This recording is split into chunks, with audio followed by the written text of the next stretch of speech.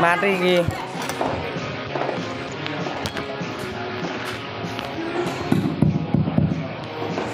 Aduh.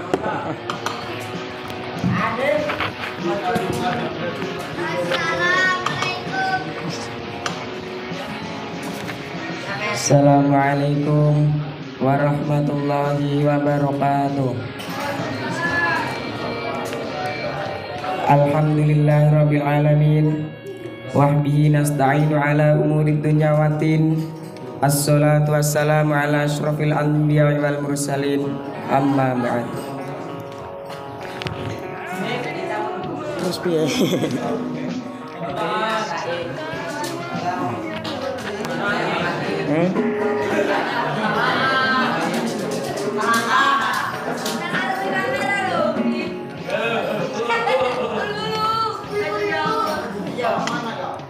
Sangin para alim, para calon ulama, calon kiai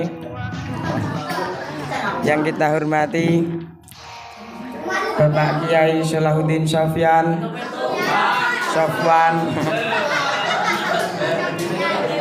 semoga beliau dipanjangkan umurnya, dilancarkan rezekinya,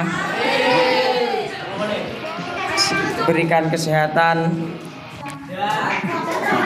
dan kesehatan jasmani dan rohani. Dan yang kita hormati Ketua Pondok Pesantren Darul Hikmah Kang Subki Mas Edi. Dan yang kita hormati penasihat Pondok Pesantren Darul Hikmah Ustadz Ghazali SPD.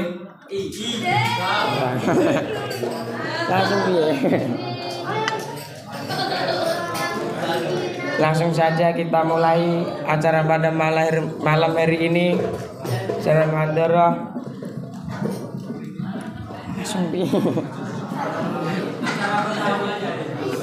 Acara pertama yaitu Qori. Acara yang pertama itu pembukaan Umul Quran.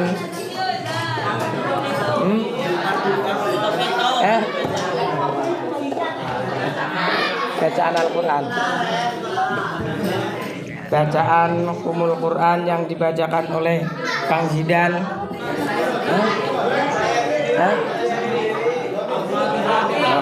Al-Fatihah.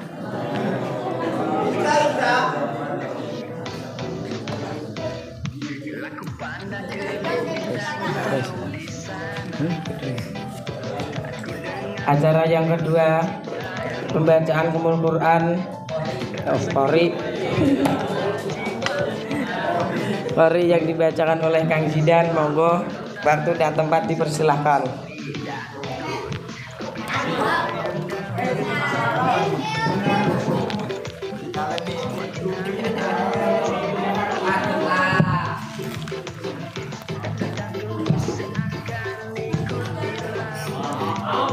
Assalamualaikum warahmatullahi wabarakatuh.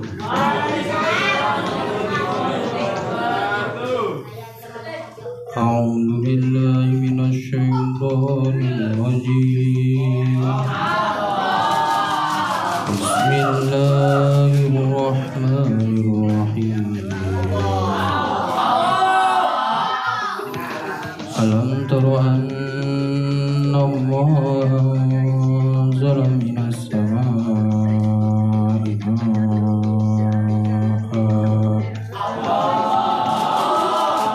فأخرجنا به ثمرات مختلفا ألوانها ومن الجبال جدد بيض وحمر مختلف ألوانها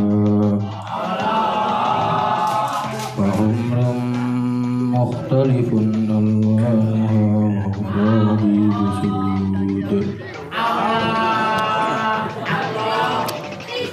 ومن الناس والدواب والأنعام مختلف ألوانه كذلك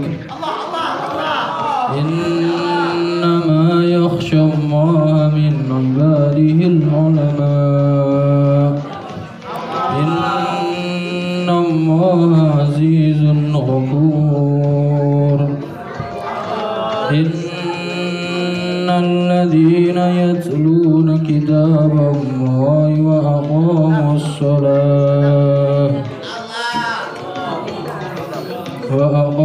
الصلاة وأنفقوا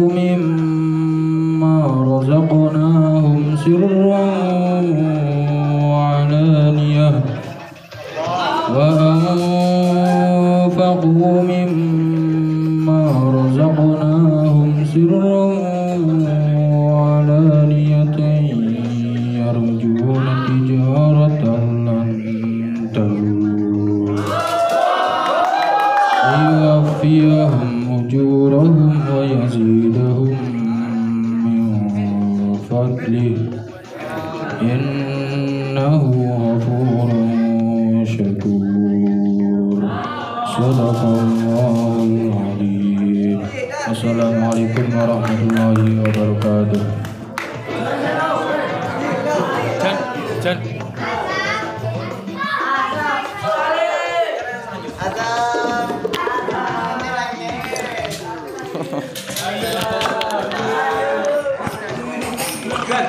Acara yang selanjutnya sholawat yang dipandu oleh Kang Ayam. Kepadanya waktu dan tempat kami persilahkan.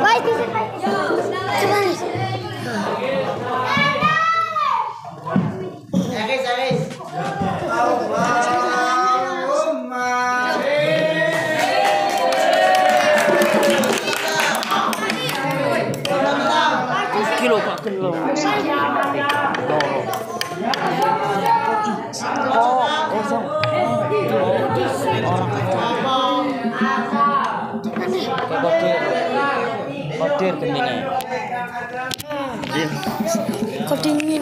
Ayo, kowe engko bayo lanjutnya ya. Iya. Sing ndi? Sing ndi kowe bisa ndi?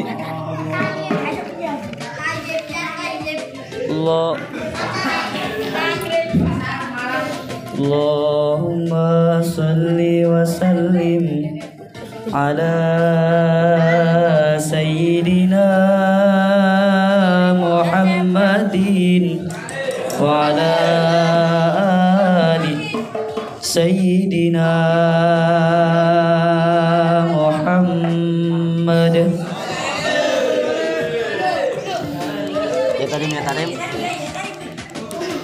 Ya tarim ya tarim ya tarim ya tarim.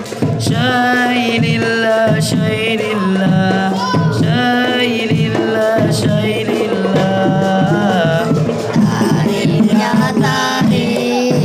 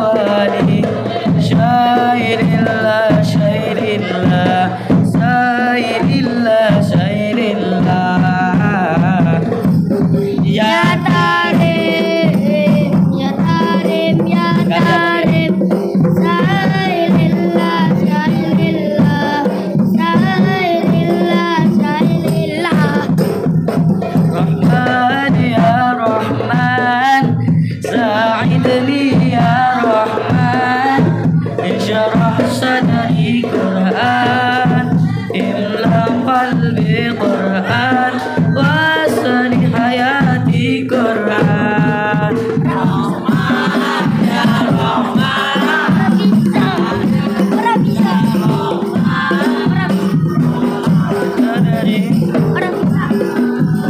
Imla qalbi Quran, wasani hayati Quran. Rahman, sa'idni ya Rahman, ishrah sadri Quran, imla qalbi Quran, wasani hayati Quran. Rahman, Rahman, dia Quran, imla qalbi Quran, wasli hayati Quran. Rahman ya Rahman, ya Rahman, sa'idani ya Rahman, ishrah sadri Quran, imla qalbi Quran, wasli hayati Quran.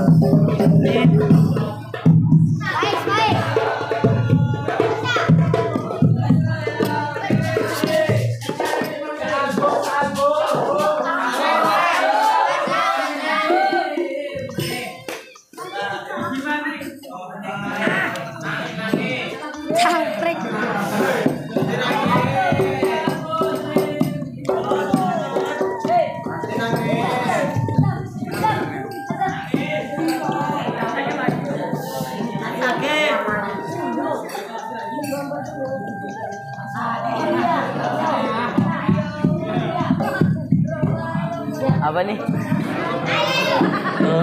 Dinul muayyad binurin Nabi Ahmad. Dinul muayyad binurin Nabi Ahmad. Ya nana Nabi Muhammad, khaliqal badr minallah.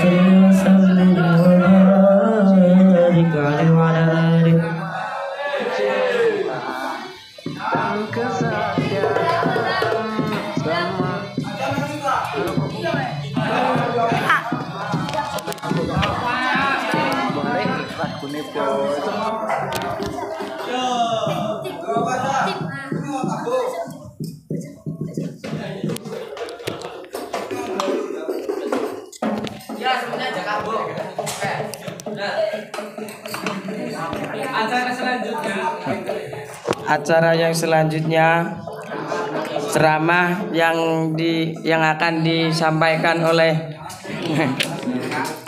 Hairi Husairi. Monggo waktu dan tempat dipersilahkan.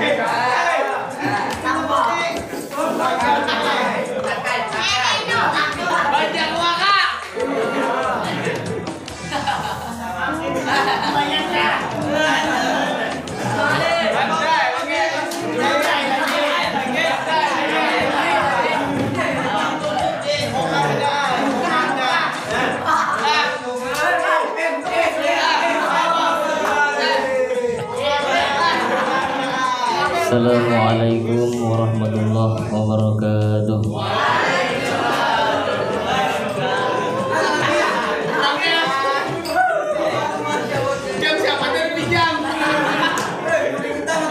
Alhamdulillah.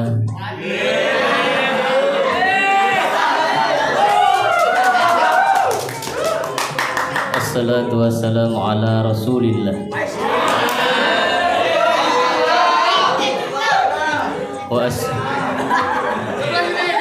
وأشهد أن سيدنا ونبينا محمدا عبده ورسوله لا نبي بعده.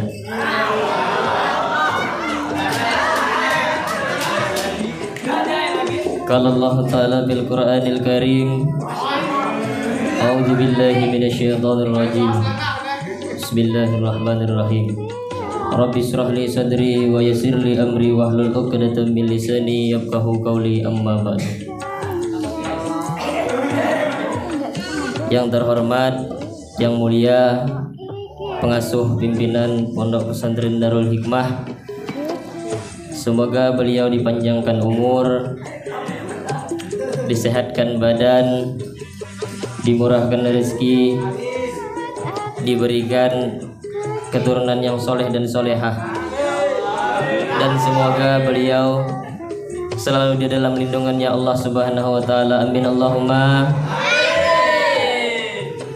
Dan yang sama-sama kita hormati, kita muliakan Ketua Pondok Pesantren Darul Hikmah beserta wakil. Semoga beliau-beliau diberikan kesehatan badan, panjang umur, murah rezeki, dan selalu di dalam lindungannya Allah Subhanahu wa Ta'ala. Amin Allahumma.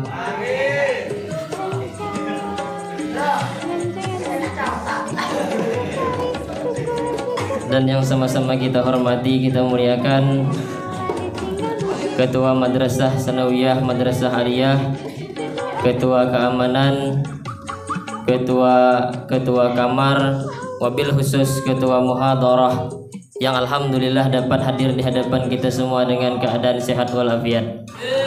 Semoga beliau dipanjangkan umur, disehatkan badan, dimurahkan rezeki, dan selalu berada di lindungannya Allah Subhanahu wa Ta'ala. Amin Allahumma.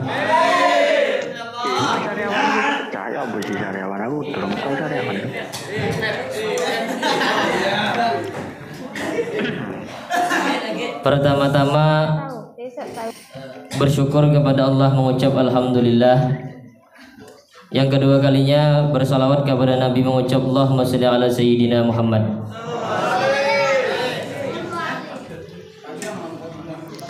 Pertama-tama mengucapnya kita alhamdulillah itu tanda syukur kita atas kehadiratnya Allah Subhanahu wa taala, yang mana Allah telah memberikan kita banyak nikmat yang tidak bisa kita hitung satu persatu. Seandainya Allah cabut salah satu nikmat, Allah cabut satu nikmat dari kita, nikmat panjang umur atau nikmat sehat badan atau nikmat kesempatan, niscaya seseorang yang dicabut Allah tadi tidak akan bisa berhadir di dalam majelis yang mulia ini. Maka dari itu alhamdulillah nikmat-nikmat yang banyak tersebut masih melekat pada diri kita sampai sekarang saat ini. Alhamdulillah. Yang kedua kalinya mengucap salawat kepada Nabi adalah tanda terima kasih kita atas junjungan kita Nabi besar Nabi Agung Muhammad sallallahu alaihi wasallam,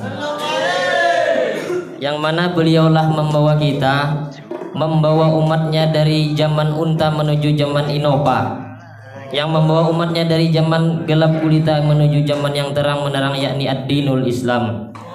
Sallu ala Nabi Muhammad.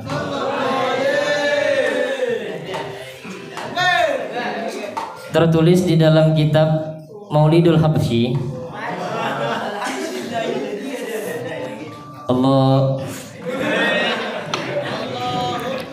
Allahumma salli wa sallim ala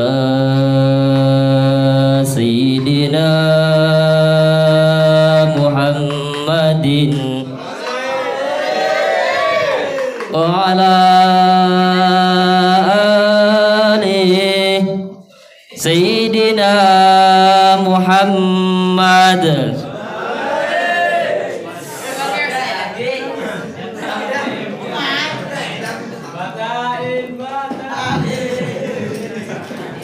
Faya ayyuhar rajuna minhu syafa'atan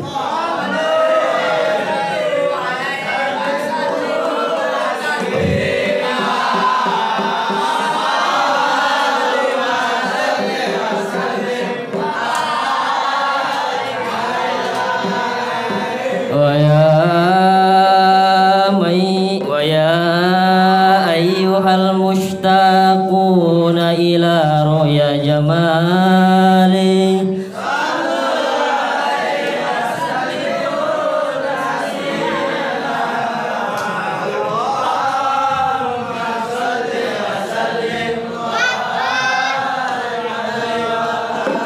wa ya man yakhtubu isalahu yaqazatan wa manama sallu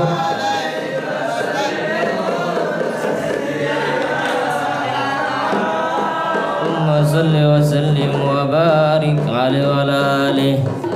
Fa ya ayyuhar rajuna minhu syafa'atan. Barang siapa, hai orang-orang yang mengharap syafaat Nabi sallallahu alaihi wasallam, bersalawatlah kepada Nabi sallallahu alaihi wasallimu taslim.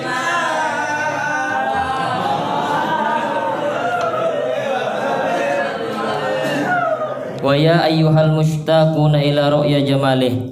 Hai orang-orang yang rindu, yang kangen, ingin melihat keindahan dan keelokannya Nabi Muhammad sallallahu alaihi wasallam, bersalawatlah kepada Nabi sallallahu alaihi wasallam. Sallu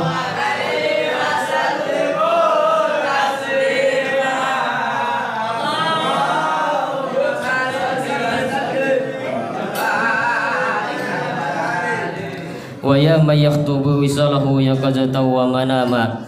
Hai orang yang ingin bertemu dengan Nabi secara langsung atau lewat mimpi, bersalawatlah kepada Nabi sallu alaihi wa sallimu taslim.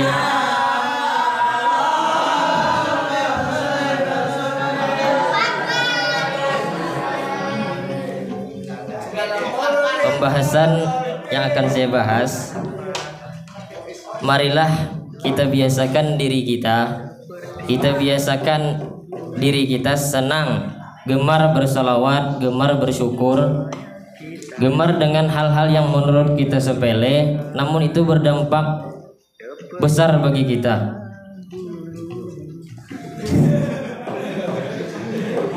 Karena apa? Wa asa an takrahu syai'a wa huwa khairul lakum. Terkadang sesuatu yang kita benci, terkadang sesuatu yang tidak kita inginkan, seseorang yang kita benci itu khairul lakum. Terkadang nyatanya itu memang terbaik buat kita. Dan begitupun kebalikannya, wa antuhibbu syai'a wa huwa syarrul lakum. Terkadang kita senang dengan sesuatu, terkadang kita sayang dengan seseorang, tapi kenyataannya sesuatu tersebut akan berdampak buruk bagi kita. Kenyataannya seseorang tersebut akan memberikan pengaruh buruk bagi kita. Maka dari itu belajar mulai saat sekarang ini, biasakan diri dengan hal-hal yang sepele namun bermanfaat besar bagi kita. Lalu apalagi hal-hal sepele yang menurut kita tidak penting, menurut kita sepele namun itu berdampak baik bagi kita. Contohnya yang pertama, sedekah. Banyak dari kita enggan, malas bersedekah. Ima ada kalanya memang kada berduit, wa memang pemalar, pelit. Lalu pertanyaannya, ketika saya punya duit, saya untuk makan saja susah. Saya punya duit untuk saya saja pas-pasan, tapi saya ingin bersedekah. Ingin bersedekah seperti orang-orang yang bisa bersedekah. Lalu apa kata Nabi? Tabassumika fi wajhi akhika sedekah. Your smile to your friend is sedekah. Senyummu kepada saudara teman sahabatmu sedekah.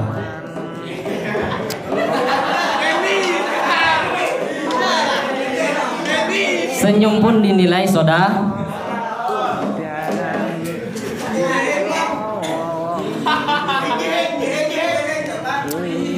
Sarang baik.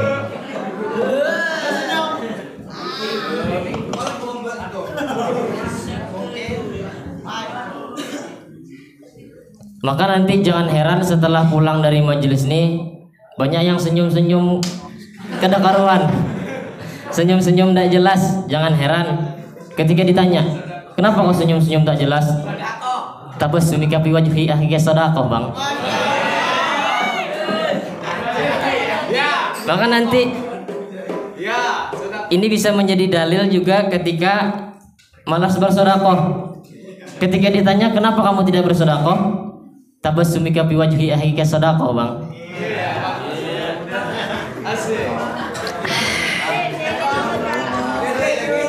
Senyummu kepada saudara teman sahabatmu sedekah. Tapi jangan senyum ke bini orang yang di belakang itu.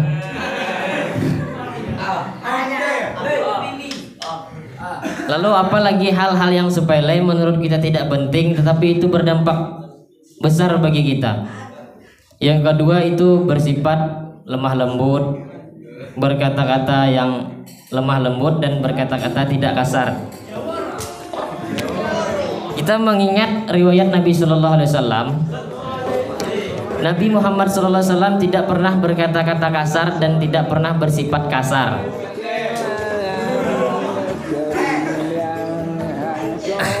Nabi Muhammad SAW tidak pernah memanggil istrinya Sayyidatu Aisyah dengan panggilan Ya Aisyah. Tidak pernah. Tetapi apa kata Nabi ketika Nabi memanggil Sayyidatu Aisyah?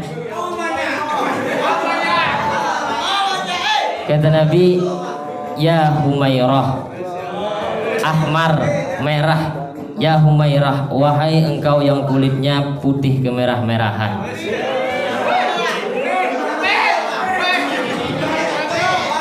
Istri mana yang tak senang kalau dipanggil wahai engkau yang kulitnya kemerah-merahan, walaupun dia hitam.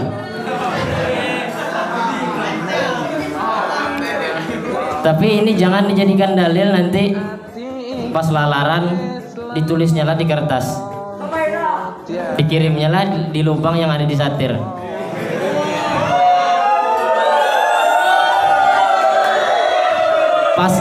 Pas dibuka mbak-mbak ada tulisan ya Humairah. Ini salah dalil. Jadi dalilnya bukan untuk suratan. Tetapi kalau memang ini dalil gambaran buat yang sudah senior, gambaran nanti kalau udah berbini, udah beristri nanti begitu indahnya gitu. Bagi kita yang masih baru, masih jurumiyah, masih sapinah, kalau memang ingin mengatakan ya Humairah, katakan kepada ibu kita, katakan kepada bapak kita.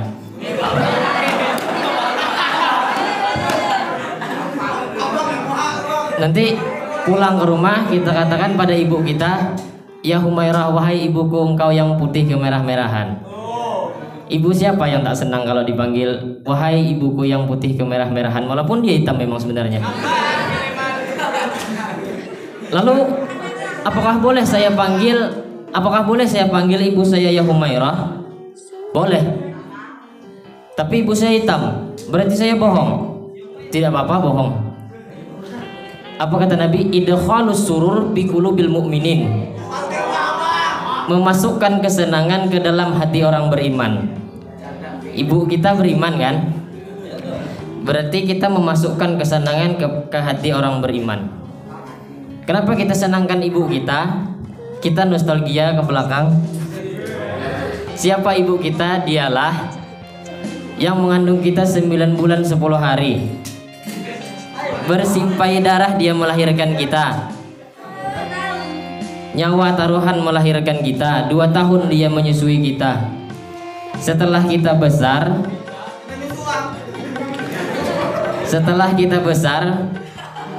mbak-mbak dewasa, lalu kita berani mengatakan dengan mbak-mbak, Adinda, engkaulah duniaku, akhiratku, Adinda. Engkau salah mas bro.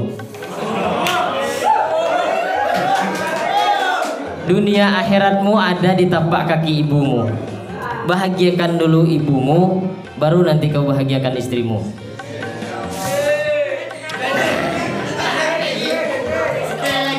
Pulang dari Darul Hikmah. Ini maaf cakap bagi kita, bagi teman-teman yang ibunya masih ada, orang tua bapaknya masih ada, mulai sekarang bahagiakan ibunya. Belikan baju, belikan gelang, emas ataupun apa. Bahagiakan, idkhalus surur bi qulubil mu'minin.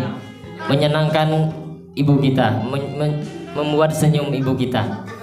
Lalu pertanyaannya, ketika saya tidak punya duit, bagaimana caranya saya mau membelikan ibu saya baju, gelang untuk menyenangkan ibu saya? Cukup dengan transkripsi nilai. Kita bawa transkripsi nilai dari Darul Hikmah. Dengan bangganya kita melihatkan kepada ibu kita, ini bu, ini nilai saya saat sekolah, ini nilai saya saat tamrin waktu jurumiyah. Ada tulisan sahih Ustaz Subki, sahih. Dengan bangganya kita melihatkan kepada ibu kita untuk menyenangkan hati ibu kita. Ini saya dapat 10, ma, ini dapat 30, ini dapat 2, ini dapat 5, ini dapat 0. Kita tetap bangga melihatkan kepada ibu kita. Dia pun tak tahu itu nilainya berapa.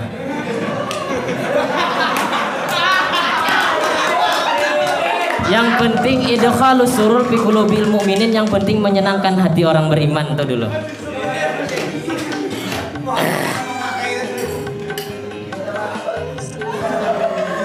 Itu yang pertama dalil kalau Nabi itu tidak pernah berkata-kata kasar. Yang kedua dalil Nabi Muhammad SAW itu orangnya lemah lembut. Diceritakan suatu riwayat Nabi Muhammad SAW pulang larut malam dan Sayyidatu Khadijah itu Sayyidatu Aisyah sedang terlelap tidur. Ketika Nabi sampai di rumah, Nabi mengetuk pintu. Assalamualaikum warahmatullahi. Karena Sayyidatu Aisyah sedang terlelap tidur, lalu salam dari Nabi tidak dijawab. Lalu Nabi mengucap salam lagi yang kedua. Assalamualaikum warahmatullahi. Sampai salam yang ketiga, salam Nabi tidak juga dijawab karena Sayyidatul Aisyah terlelap tidur. Apa tindakan Nabi ketika tidak dibukakan pintu? Ketika itu Nabi Muhammad SAW tidur di depan pintu. Dan pagi harinya Sayyidatul Aisyah membuka pintu melihat Rasulullah. Gambarannya kayak gitulah. Apa kata Sayyidatul Aisyah? Ya Rasulullah, maafkan aku yang terlelap tidur malam tadi. Apa respon Nabi ketika tidak dibukakan pintu dan tidur dingin-dinginan di luar rumah? Apa kata Nabi? No problem. Tak masalah kata Nabi. Sedikit pun Nabi tidak ada mengeluarkan kata-kata kasar. Sedikit pun Nabi tidak ada mengeluarkan tindakan-tindakan kasar. Itu Nabi. Tapi coba Kang Rosyid. Nggak jadi. Tapi coba.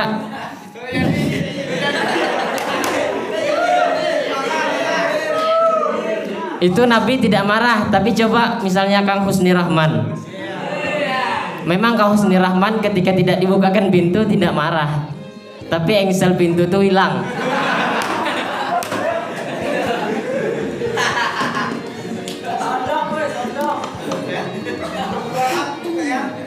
Yang pertama, gemari diri kita bersyukur, bersolawat, bersodakoh dengan hal-hal yang sepele tapi itu berdampak baik bagi kita. Dan bersifat lemah lembut, tidak berkata-kata kasar. Kita kan santri.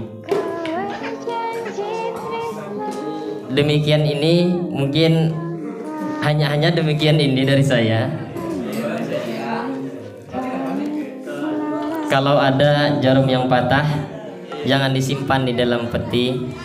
Kalau ada kata-kata yang salah, Kang Rashid, tolong jangan dimasukkan ke hati. Kalau ada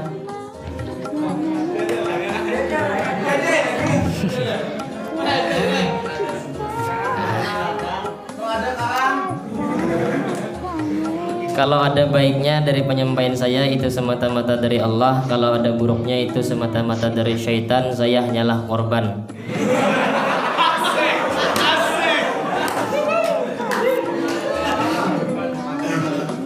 Tidak ada manusia yang tidak bersalah. Tiada gading yang tak retak. Tiada tuyul yang tak botak.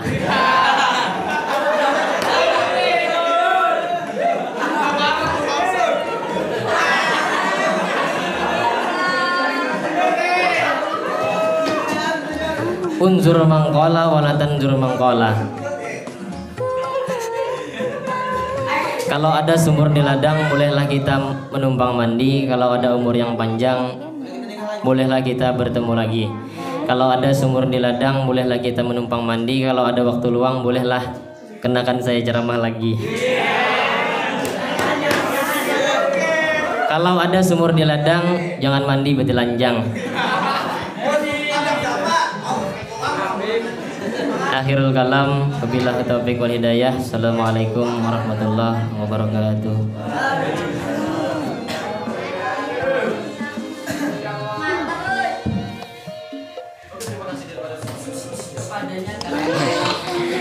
Acara yang selanjutnya yaitu ceramah yang kedua yang akan disampaikan oleh Kang Fani. Waktu dan tempat dipersilahkan.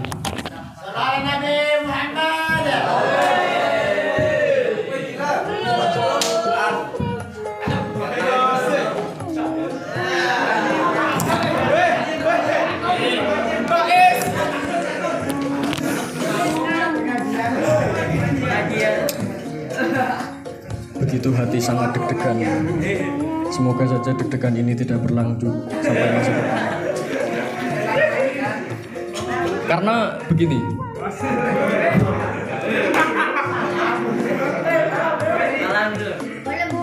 belum. Tuhan itu menciptakan kehidupan dan kematian itu berdasarkan jatah detak jantung yang dia miliki. Jadi perumpamaan seperti seekor tikus yang berumur 3 atau 4 tahun dan seekor gajah yang berumur 80 tahun itu ketika jumlah totalkan itu sama detak jantungnya. Itu kenapa? Alasannya itu karena tikus itu detak jantungnya lebih cepat dan otomatis kematiannya lebih cepat. Dia hanya berumur 3 tahun kemudian mati. Dan gajah itu detak jantungnya lebih lambat. Apakah Anda semua mendengar derasnya detak jantung saya? Saya berharap detak jantung ini tidak begitu deras sehingga tidak cepat menyusul kematian saya. Sebelumnya saya meminta maaf karena saya duduk tidak berdiri sedikit karena saya alhamdulillah sedang terkena penyakit yaitu penyakit yang mana itu terjadi di dalam pondok-pondok besar seperti Lirboyo atau di Ihya gitu, terus Baqiyatus Sholihah itu yaitu kalian pasti tahu apa namanya, itu penyakit gudik. Itu saya sedang mendapat cobaan, kaki saya ini terkena banyak gudik gitu. Jadi saya tidak bisa berdiri lama-lama, makanya saya duduk seperti ini. Oke, bismillahirrahmanirrahim. Assalamualaikum warahmatullahi wabarakatuh.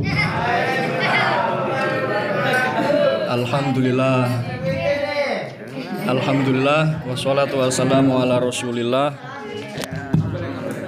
wa ala alihi wa ashabihi wa mawala, amma ba'du. Yang sama-sama kita hormati dan kita takzimi beliau Romo Kiai Sholahuddin Sofwan.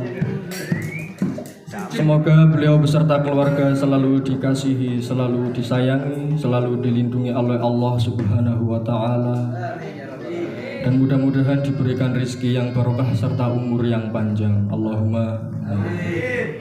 Yang sama-sama kita hormati dan kita takzimi beliau selaku penasehat pondok, yaitu Ustadz Ghazali dan Ustadz Lutfi Rahman. Yang sama-sama kita hormati dan takzimi Ketua Pengurus Pondok Pesantren Darul Hikmah, yaitu Ustadz Subhi Mardadi. Yang sama-sama kita hormati dan kita muliakan, kita takzimi ketua-ketua yang lain, Ketua Muhadharo, Ketua Kebersihan, Ketua Madrasah yang tidak bisa saya sebutkan namanya satu persatu. Bersyukur pada Allah pada malam hari ini kita mampu hadir, kita masih diberikan kekuatan, yaitu kekuatan jiwa. Tanpa ada dirinya kekuatan tersebut, maka hati kita tak akan sanggup untuk melangkah kemari. Ada satu orang di dalam pondok ini yang memang tidak hadir, dan saya itu pun mengetahui.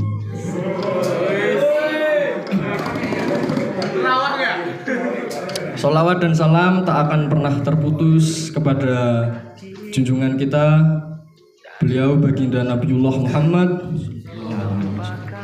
yang mana karena kemesraan, karena cintanya, karena kasih sayangnya kepada seluruh makhluk, sehingga menjadikan agama Islam yang rahmatan lil alamin, rahmat untuk sekalian alam. Ini jadi saya teringat satu petua kuno itu pada zamannya Maulana Jalaluddin Rumi. Tahu, ada yang tahu enggak?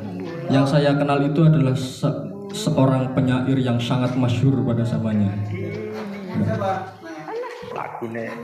Yang sampai-sampai dia menciptakan sebuah monumental karya atau masterpiece ciptaannya itu yang berjudul Fihi Ma Fihi. Yang itu baru saya dapat itu ketika tadi musyawarah usul fiqh di atas itu, bahwasanya apa yang dimaksud di dalam buku itu karangan beliau Fihi Ma Fihi. Jadi di dalam kehidupan yang Tuhan merahmatinya, di dalam keindahan-keindahan yang Tuhan menciptakan, maka sesungguhnya kita berada di dalam naungannya, berada di dalam genggamannya, berada di dalam kekuasaannya.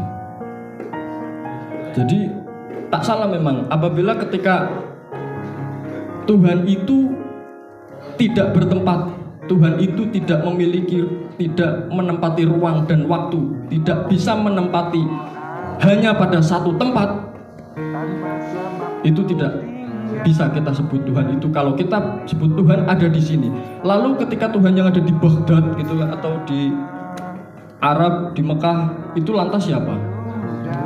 Maka dari itu, jadi kita itu berada di dalam naungannya. Laisa kamitslihi syai'un, tidak ada yang serupa dengan dia. Walam yakul lahu kufuwan ahad, dan tidak ada yang setara yang menandingi dia. Gitu.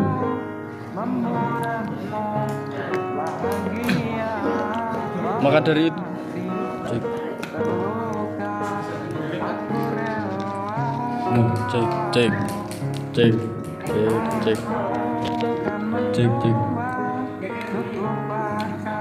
Iya, memang bagaimana mungkin Tuhan mampu menempati hanya pada satu tempat. Orang semua tempat itu miliknya Tuhan. Semua ruang, semua waktu itu adalah milik Tuhan. Jadi tidak akan mustahil bagi dia untuk menempati hanya pada satu tempat. Terus pengalaman liburan kemarin,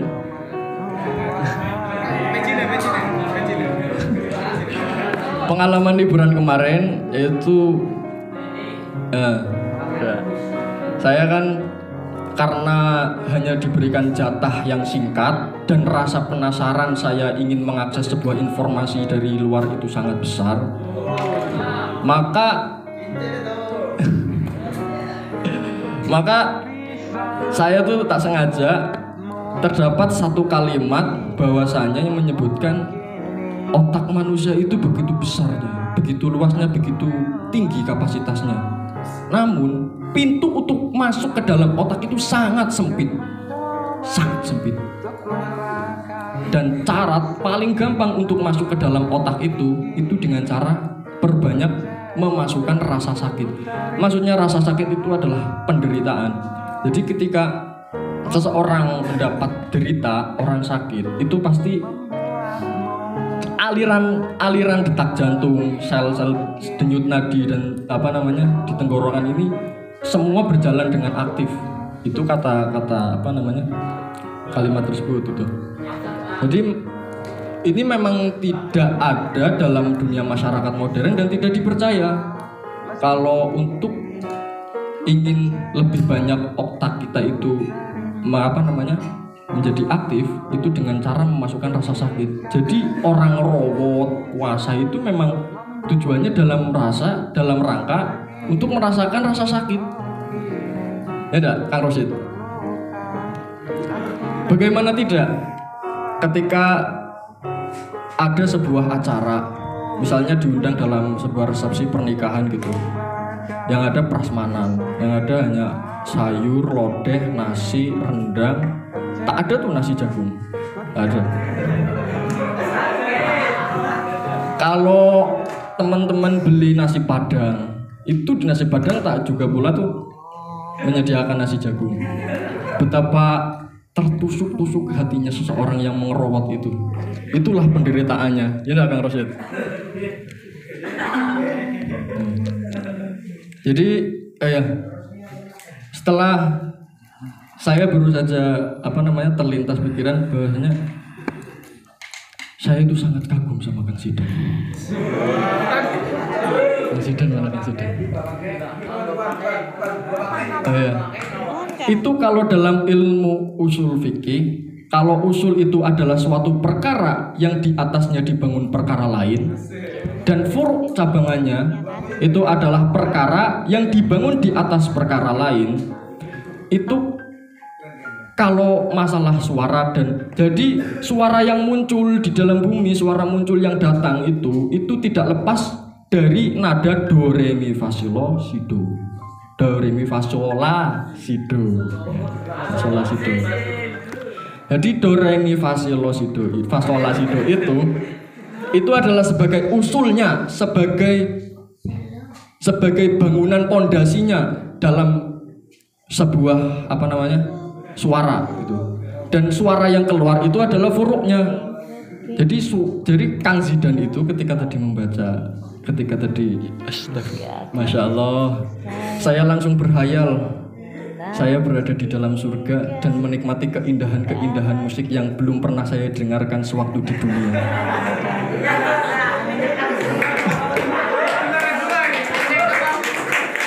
Itu begini, Kang Zidan itu rasa sakit yang dideritanya itu ketika dia mulai belajar berpuasa. Jadi alhamdulillah sekarang sudah memasuki bulan kelima ya Kang Zidan ya.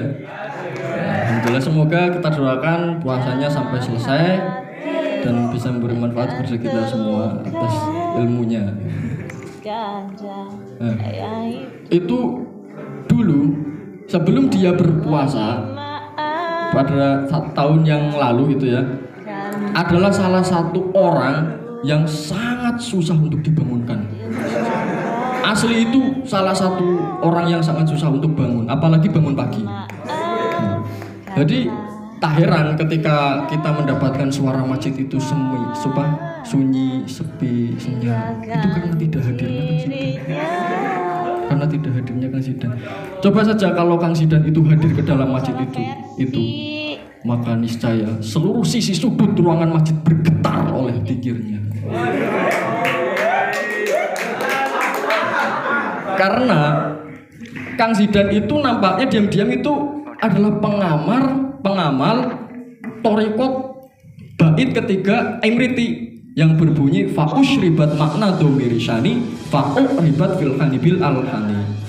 Lantaran taufik Allah maka bercampurlah hati seseorang dengan makna dhamir sya'an. Kalau tidak salah ingat itu dhamir sya'an yaitu dhamir yang dijelaskan oleh lafaz berikutnya. Nah, yang dikehendaki musannif pada bait itu yaitu kalimat la ilaha illallah, la ilaha illallah, la ilaha illallah.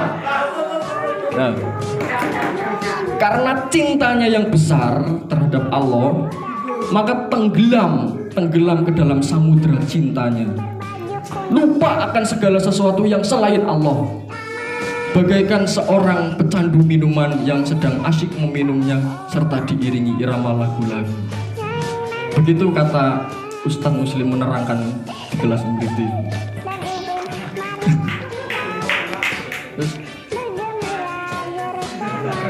Tapi sekarang Kang Zidan sudah tidak begitu. Sekarang sudah rajin untuk ke masjid itu untuk melakukan sholat jamaah. Tapi pertanyaannya kenapa masjid itu ketika subuh itu masih sunyi, masih sepi? Padahal sudah ada Kang Zidan. Enggak, maksudnya suara zikirnya itu masih ngantuk-ngantuk. Itu Kang Zidan itu sudah berada di tengah paling puncaknya sebuah. Jadi dia itu mendapatkan sebuah perenungan yang mana apabila cinta ini kuserahkan hanya pada kata, lalu apabila yang akan terjadi ketika nanti mulutku besok ini termakan usia?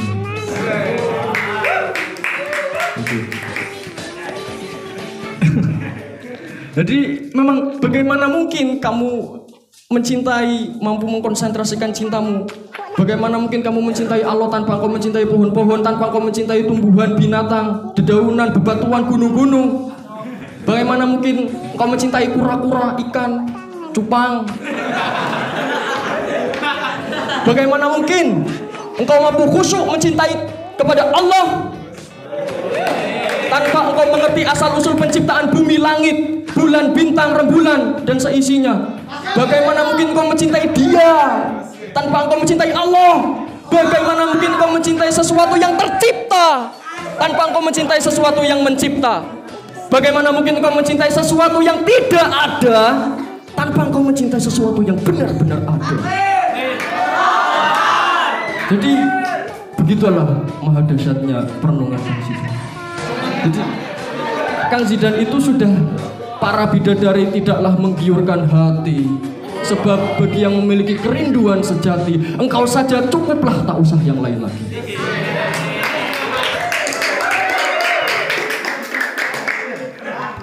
Kalau penderitaan saya itu lebih besar. Jadi begini, saya dulu itu menyukai menyukai, mencintai seorang gadis. Pada itu posisinya itu masih mondok, masih di pesantren, masih di Ihya itu, mencintai seorang gadis, dan gadis itu dia juga termasuk hamalatul Quran, penghafal Al-Quran. Karena bagi saya gadis itu adalah gadis tersempurna yang paling indah di mata saya, dan seolah-olah saya seperti melihat Tuhan di dalam dirinya. Maka saya kemudian menyimpulkan, jangan sampai mataku ini memandang wajahnya. Jangan sampai mataku ini memandang wajahnya. Sebab saya tak ingin menodai cinta itu. Saya tak ingin mencemari. Saya tak ingin merusak kesempurnaan dia karena tertatap oleh wajah yang lusuh penuh dosa ini. Begitu. Dan alhamdulillah dia pun saat ini sudah mendapatkan kekasih. Ya. Dia sudah berbahagia dengan orang yang baru. Dan saya tidak masalah dengan semua itu. Saya tidak masalah dengan semua itu. Saya tetap diam. Sampai detik ini dia pun tidak pernah tahu bahwa saya mencintai.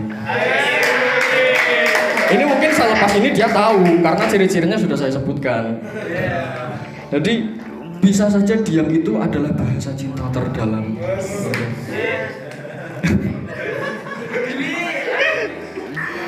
Saya biarkan cinta itu mengendap jauh ke dalam relung hati terdalam hati saya.